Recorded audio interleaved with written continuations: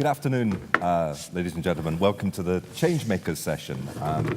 At the end of this, you can decide for yourself if we are indeed the unusual suspects. I'm Andrew Miller, and I was the changemaker based at Roland Derringate in Northampton. And today you'll hear from 5 of us. I'm joined on stage by Javad Alipour, who's based at Sheffield Theatres, Kaiser Rose, who's been working with Ducky in London, and joining us on video we have Sarah Wajid, who was seconded to Birmingham Museums and Art Galleries, and finally Jess Tom, the legendary Tourette's hero, who is the changemaker for Battersea Arts Centre. We're going to offer you some reflections on our changemaking experience, but also some wider challenges and provocations. First, let me remind you about the Changemaker programme. In 2015, Arts Council England recognised there was a diversity deficit within the leadership of its national portfolio organisations and major partner museums. So it invested £2.6 million to develop a cohort of leaders who are black, minority, ethnic or disabled. It's a bit like CLOR, only more diverse. Changemakers operates on the principle of pairing individuals with organisations, placing diverse administrators and artists in senior roles, skilling us up for future leadership. But it also acts as a catalyst for cultural change at the organisations we chose to work with, improving their contribution to the creative case. 20 of us were funded after an open application process, working across art form and across the country. Some of us already had senior leadership experience, some didn't. Some have already completed our placements, and others carry on into 2018. In addition to the 5 of us at this session, you can hear our colleague Tamina Goskar from the Cornwall Museums Partnership in a breakout session this afternoon. Unfortunately, we don't have time for questions, but if you're watching this remotely and you want to send any questions in, the 21st changemaker, Abid Hussain, will only be too happy to respond to those in a later session. First, it's my pleasure to introduce Javad. Javad is a theatre maker who scored a major success last year with The Believers' Arbert Brothers, which premiered in Edinburgh, won a Fringe First, and has been nominated for a Stage Award in Innovation. And it's shortly going to be undertaking a national tour. Do catch it. It's a great piece of work. Javad. Right, thank you. Thank you. We can start. Yeah, my name's Javad Alipour. I'm a writer, director, theatre maker and change maker and resident associate director at Sheffield Theatres. I'm sort of 2/3 of the way through my time as a change maker there and doing that role. And so what I really wanted to share with you guys is just some reflections on what I feel like are the next challenges for us as a sector and for us as kind of individuals looking at those leadership positions in the future. And you'll have seen in the programme that I'm using this phrase, the racialisation of risk. So what I mean by that really is that the Changemakers programme is about 2 things, as Andrew was saying. First of all, it was about diversifying our senior leadership, and second of all, about how changing how things happen in our great institutions. I think there is a little barrier there in the way of the big step change that we're hoping is coming in the next 10 years. And I think to explicate it, I'd like to just illustrate really briefly with an anecdote, basically. We've already heard a little bit today about the appointment of Kwame Kwei-Armah at Young Vic. And when that just happened, I was in a bar, just having watched a play, you know, as you often like to do when you've just seen a play. And I overheard a conversation between 2 theatre colleagues, and they were talking about that appointment. And Kwame's appointment was talked about being a bold or risky move. And this struck me as quite an interesting thing, because I think it's a great appointment, and I think we're all really excited about it, but I think it's the appointment of an internationally successful theatre maker and leader to run an internationally successful theatre. That's not, do you know what I mean? That's not risky compared to when David Land, the first artistic director, was appointed there. And so I go, what's that question? Why is risk attaching to some people and not to others? And I think, look, you know, as artists, we're very comfortable with talking about ourselves taking risks or kind of playing outside the comfort zones and so on. But if that's a concept that follows you through your career, then that's a problematic thing. And I think for me, it's to do with trying to navigate this thing that as, if you like, diverse makers, diverse leaders, there's some stuff that we have in our DNA, so to speak, which I think is really important to refresh our sector and to refresh our industries. And that's, you know, it's a kind of cosmopolitanism and internationalism of perspective that I feel like, given present political concerns, is more important than ever to be part of the way we think about how we do and how we do what we do. And I think there's a future readiness and a kind of intrinsic, if you like, entrepreneurial spirit that a lot of communities that have historically faced oppression will bring to the table. But at the same time, if we're really going to get into the mainstream of things, we have to start asking ourselves this: when can BME people start being a bit boring? For how long do we always have to be the riskiest and edgiest people in the room? And I kind of, my challenge to people is, I kind of go, you know, to broaden that out, that has to go all the way through the way we think about the art. So one of my questions to people is like, name me 5 boring Black and Asian plays, you know? Like, it seems to be quite an interesting question, or like a symptomatic point, so to speak, that August Wilson, for 2 years running, was the most produced playwright in the US. Now, in this country, I don't think the list of theatres that would consider putting August Wilson or a Lorraine Hansberry in the main house and think that was kind of just a regular middle-class production. I think that would be a very short list of things. And so, yeah, I think that's something we need to address. And for me, the way we need to address that is through thinking about what in the financial sector is called hedging risk. So the reality is, I'm not sitting here and saying to people they need to take risks that they feel uncomfortable taking. What I'm saying is we do take risks all the time. And we hedge those risks. And, you know, certainly the process of making and running theatres is all about which risk do you take, which will come off, which won't come off. What I'm saying is, really, we need to start hedging those risks in a slightly different direction. So that's me, really. Thank you. Thanks, Javad.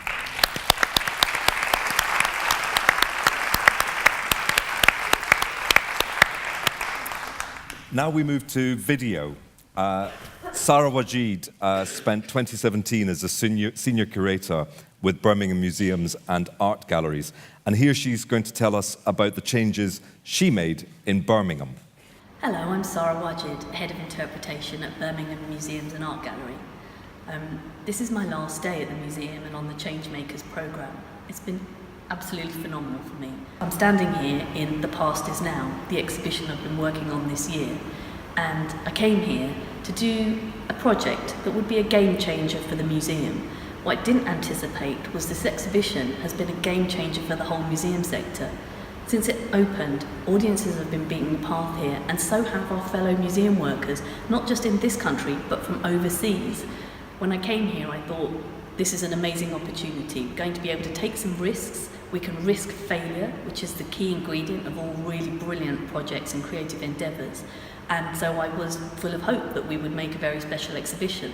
But what I didn't count on was that we would be one of the very first exhibitions in this country to really take a serious attempt at decolonising a Victorian museum collection. There's been a lot of discussion about decolonising curriculums and cultural institutions, but very few people have actually attempted it to see what it looks like.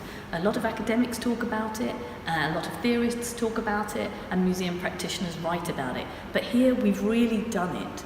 We've looked hard at the collections, and with the help of cultural activists based in Birmingham, we've asked some really fundamental questions about what a museum is for. So, for instance, there's a display just behind me about Joseph Chamberlain. He's one of the heroes of Birmingham. There are memorials to him all over the city. But actually very few people know about his other record as colonial secretary and his role in the Second Boer War, which in many ways led the path for apartheid. That is not a history you hear very often about Joseph Chamberlain, but it's high time that we told these histories. And really, a lot of our discussions about diversifying audiences that many of us have been having in this sector for many years have reached a point of no return. We can't talk about it anymore. We can't have round tables about why Black, Asian, minority, ethnic people aren't coming to museums in representative numbers anymore. It really is time to act. And by working with cultural activists here, we've broken through some sort of invisible threshold that museums have, the sacrosanct feeling that we must always maintain a rational, neutral, authorial voice. history isn't neutral, and audiences know that. And so many of these stories, it's not possible to be neutral and studied about the history of eugenics. The history of eugenics is a very painful, difficult history, but audiences are ready for it. In fact, they're frustrated when we don't tell these stories. So I think that's why people have reacted so emotionally to this gallery, and why museum practitioners have flocked here to try and take a bit of this practice back to their museums. And it's given a lot of practitioners a lot of confidence because we've managed to pull it off with flair and style, and it's not worthy or proselytizing, it's really engaging. And we've done it with beautiful objects. I'm standing next to a work by Lubaina Himid, who, when we opened this exhibition, she wasn't a Turner Prize winner, and now she is. That's just one of the many amazing things in this gallery. So what's led to this change, I suppose? It's that before, when I was practicing activism, I suppose I was a museum activist in the evenings and at the weekend, along with my fellow colleagues in the Museum Detox Network for Black, Asian, minority, ethnic museum workers. I've been lobbying and discussing and plotting towards greater diversity and representation in museums, but I've been doing a lot of that outside of my actual job. And although I try and bring those values to bear in my job, it didn't really take off until I got here to Birmingham, which has got the most diverse museum workforce in the country. And what I realised was that a lot of big name curators have enormous resources at their fingertips. They have passionate teams behind them, they have big budgets, they have visions that can be realised.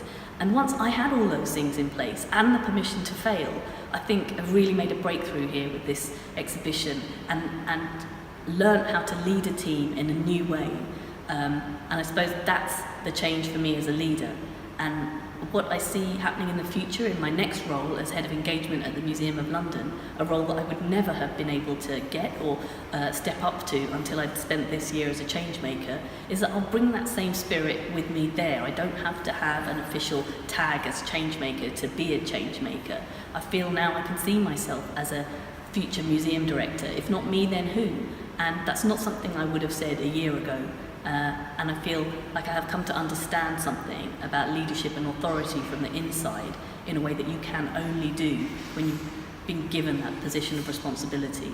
And I'm incredibly grateful for the opportunity, and I urge you to continue the programme.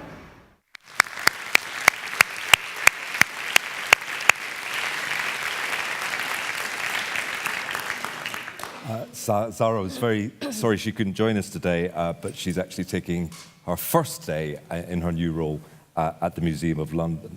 The Past is Now is an extraordinary exhibition in Birmingham, and it remains on show through until the end of June, so do catch it if you can.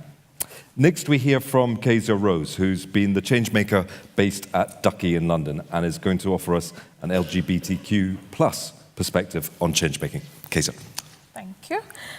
So I'm Kaiser Rose, and you'll see some slides popping up all over the place. And I am the co-founder and director of Blackout London, which I co-founded to support people who had been victims of racist abuse, joining marches, that kind of thing. I'm also the head of media for UK Black Pride, and I am an Arts Council changemaker with Ducky. In terms of that work, I have been working exclusively for and with LGBTQ+ people of colour. And I wanted to highlight some of the things that we need to think about when working with those groups. We are not consumable commodities, we're people. So I'm just wondering if anybody, and I like to be a bit more interactive, so I'm just wondering how many of us have heard of Monroe Bergdorf? Show of hands? Fantastic, isn't she? She was the first out trans woman to get a campaign with L'Oreal UK. Now, do we know what happened there? She said some truths and was sacked.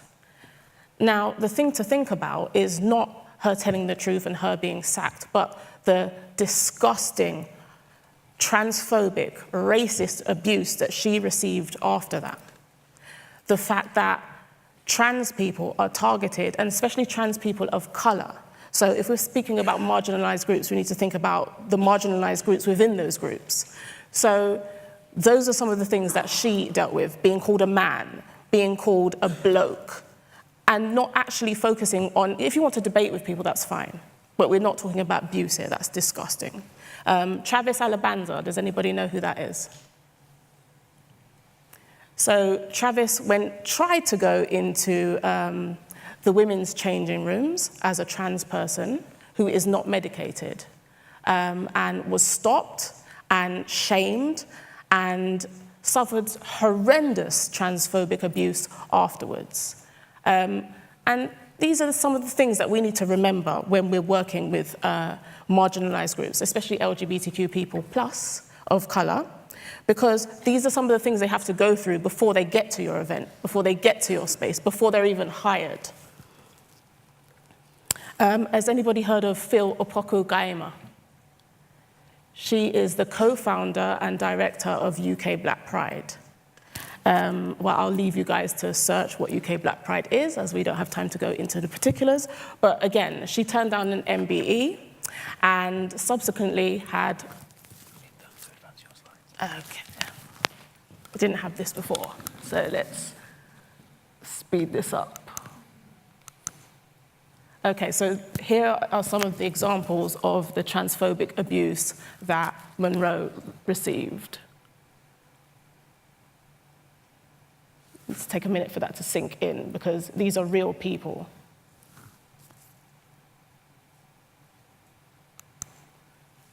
Again, Travis Alabanza. Travis Alabanza is a trans person of color. They're not a bloke in a dress, they're a person.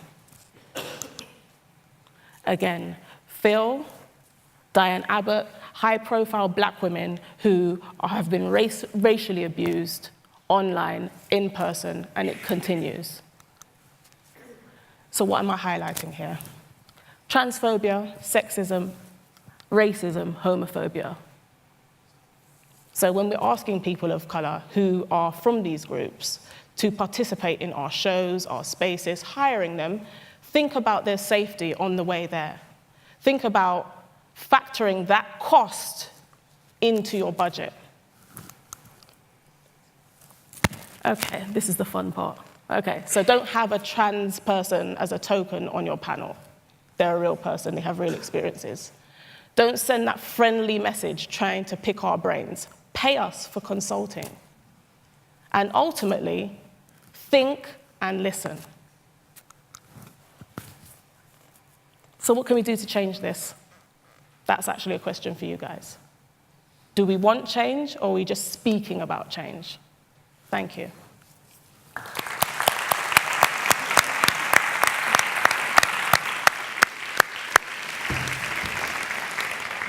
Thanks, Kaiser. Now we go back to video, where we head to Biscuit Land. Jess Tom needs little introduction. Anyone who saw her extraordinary performance of Samuel Beckett's Not I last year will be aware just what an inspiring performance artist and activist she is. Here she offers us pauses, problems, and tough decisions. Hello, I'm Jess. I'm an artist, theatre maker, and part-time superhero. Biscuit, I've got sparkly pants and a hoverboard. Biscuit, I haven't. Biscuit, but I have got Tourette's syndrome. Biscuit, which means I make movements and noises I can't control, called tics. Biscuit! So this provocation comes with extra biscuits. Biscuit? I'm going to describe myself briefly, Biscuit, for anyone who might find this useful. Biscuit, I love cats. I'm a pickled onion. Okay, I'm going to try and describe myself. Biscuit, I'm a 30-something white woman, Biscuit, of average build, Biscuit, with curly, short brown hair, Biscuit, and very cool pink gloves. Ta-da! Biscuit. My Changemaker project with Battersea Arts Centre, Biscuit, has 3 key areas of activity. Biscuit, firstly, to co-develop, Biscuit, a relaxed venue and methodology that builds on the relaxed performance movement. Relaxed performances extend a warm welcome to people who might find it hard to follow the conventions of theatre etiquette. Biscuit, those with a learning disability, autism, dementia, Biscuit, people with movement disorders or who move around and make noise. Bang! Sausage dog in your pants! Relaxed venues will embed an inclusive approach across all their buildings and programmes. Biscuit, cat, sausage. Secondly, biscuit, to co-produce a neurodiverse presentation, biscuit, of Samuel Beckett's short play, Not I. I want to challenge assumptions about what type of work is suitable for a relaxed performance, biscuit, and show that intense theatrical experiences can be made accessible at every level, biscuit, cats, biscuit, hedgehog. Thirdly, to curate an inclusive festival of resistance and rest, to celebrate the very best of disability arts at Battersea Arts Centre, biscuit. It's all very exciting, biscuit, but several elements are yet to get going due to unforeseen circumstances. I'm going to talk about these now and what we've done to navigate them. So here's my provocation on pauses, problems, biscuit, and tough decisions. BAC's an arts centre housed in a beautiful old town hall, biscuit, in Battersea, South London. Biscuit, in the last few years, it's undergone an extensive renovation. Biscuit. A key component of this is the installation of a lift, which makes the building fully accessible for the first time. So this moment of transformation felt like a perfect time for our Changemakers project. Biscuit. The lift, however, had other ideas. Biscuit. Lifts! More unreliable than an egg on a sheepdog's bum. Biscuit. The project kicked off in spring 2017. Biscuit. Biscuit. It quickly became clear there were major issues with the lift. Biscuit. This left me, biscuit, unable to access most parts of the building. Biscuit. Cats. Initially, we simply adjusted to this. I worked on the ground floor and my BAC colleagues came to meet me there. Biscuit. But when it became clear there was no quick fix for the lift, biscuit, it seemed essential that we review the timeline for the project. Biscuit, together with BAC's artistic director, biscuit, David Jubb, biscuit, the producing team, and my Tourette's Era colleagues, I took the decision to pause elements of the project that related to change within the building. This wasn't an easy decision to make. As a disabled person, I'm used to making things work in less than perfect circumstances. Biscuit, biscuit.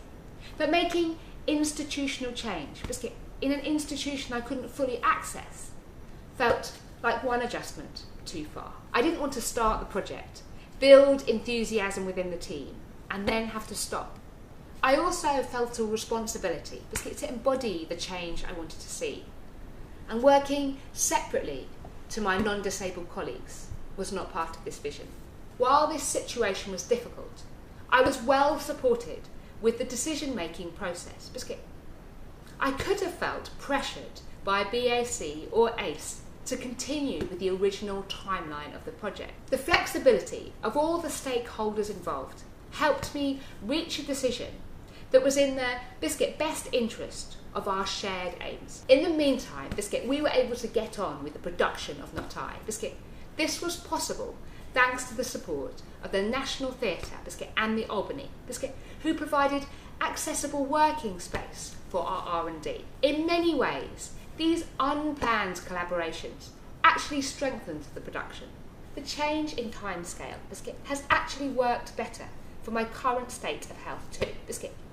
In the last year, I've started to experience chronic pain and fatigue that I hadn't anticipated when I applied. Biscuit. I've used the same basic principles to manage both challenges.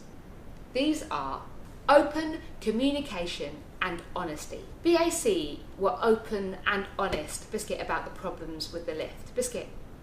They invested in specialist advice rather than guessing at the answers. Biscuit. Hedgehog, cat, biscuit, biscuit. This meant we could make informed decisions about all aspects of the project. And I was honest about what I did and didn't feel comfortable with. Biscuit, hedgehog.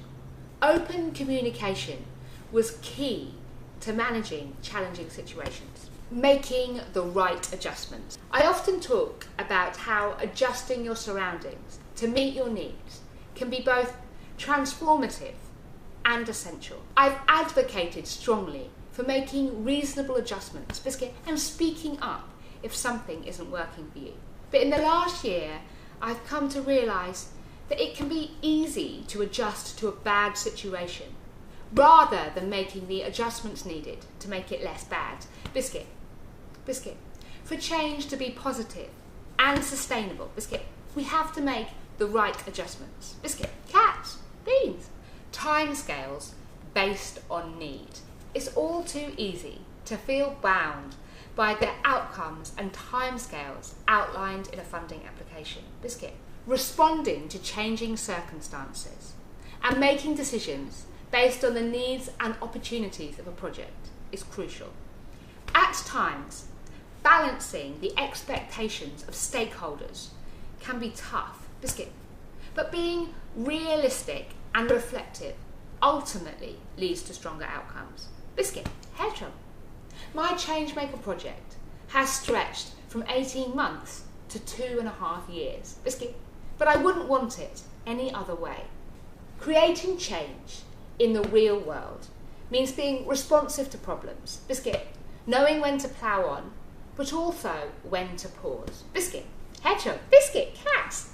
The lift is being fixed as I speak. Ta-da! Going up. Biscuit. Level 9. Sausage dogs and automobiles. Beans. Happy birthday. Change is like a creative mind of a tortoise. Very slow, Biscuit, but ultimately worth it. Biscuit. I love cats. 9 times out of 10. I'm actually a bin bag. Beans. Cool.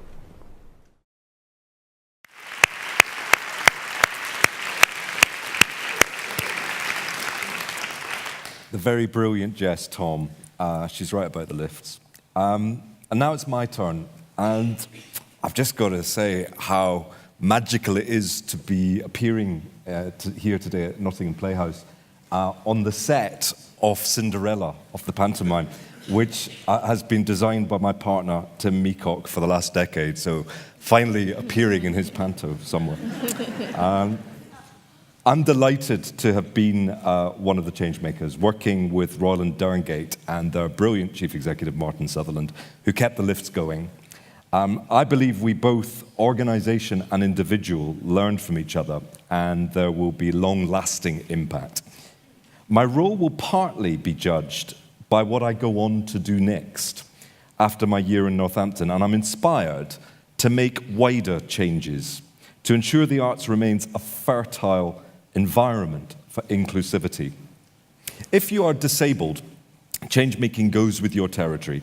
Just by showing up, it's possible to challenge discriminatory perceptions and the limited opportunities society offers in training and access. So change-making has been a mainstay of my own career in the creative industries. But I've learned to really have impact, timing needs to be on your side. So when this change-making opportunity presented itself, despite having operated at a senior level in the arts, I knew I had to grasp it. Why? Because I'd been here before. Let me take you back to the late 1980s, the first breakthrough moment for disabled people in this country. This was the time when political correctness entered our national vocabulary, but it ushered in an all-too-brief moment of change. As a direct result, I found myself presenting a television program called Boom for Channel 4. It was produced by Anne Wood, the Teletubbies creator, who wanted to make an inclusive program for all children, disabled or otherwise. In this aspect, it was groundbreaking and popular too. Ran for 2 years, receiving weekly audiences of 2 million, and led to my first career in broadcasting as one of the very few disabled presenters of mainstream television. A few years later, in 1993, I was auditioned to replace John Leslie as presenter of Blue Peter. The feedback wasn't about my presenting skills, rather than that the BBC felt that the Blue Peter audience were not yet ready for a disabled presenter. The zeitgeist had left me behind and the door firmly closed.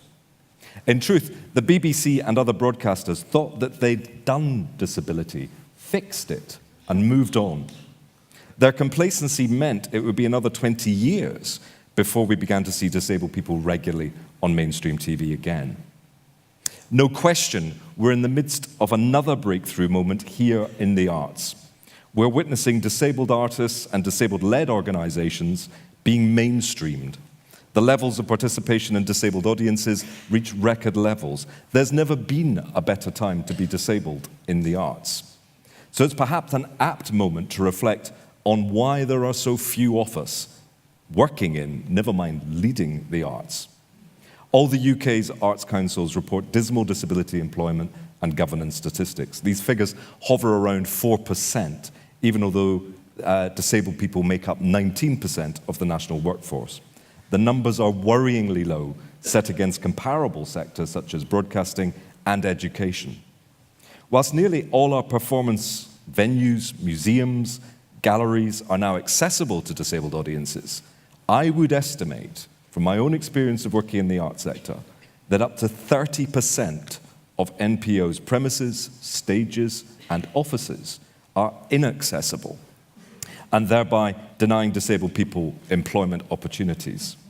That was the state of play when I arrived at Royal and Derngate, and it was Changemaker funding that facilitated a capital transformation to make their offices accessible to me, and I hope many others. But from Oxford Playhouse to Norwich and Norfolk Festival, many arts organisations operate in non-accessible premises. So today, I call on the Arts Council to undertake an access audit of MPO's premises to ensure the public investment going into supporting disabled people's careers in the arts can be fully realised. The arts, as a highly subsidised public sector, has a duty to lead by example, as Nick Sirota outlined, and not to hide behind the law of reasonable adjustment. Jess referred to reasonable adjustment as well. It's the legal term under which disabled people operate and access public services in the UK, as defined by the 2001 Disability Discrimination Act. And it goes a bit like this. By law, we'll do the bare minimum to make our services accessible, and you will be grateful just to get in the door. It offers no equality of opportunity, it offers no equality of experience. So I want unreasonable adjustment, or to give it another name, equality.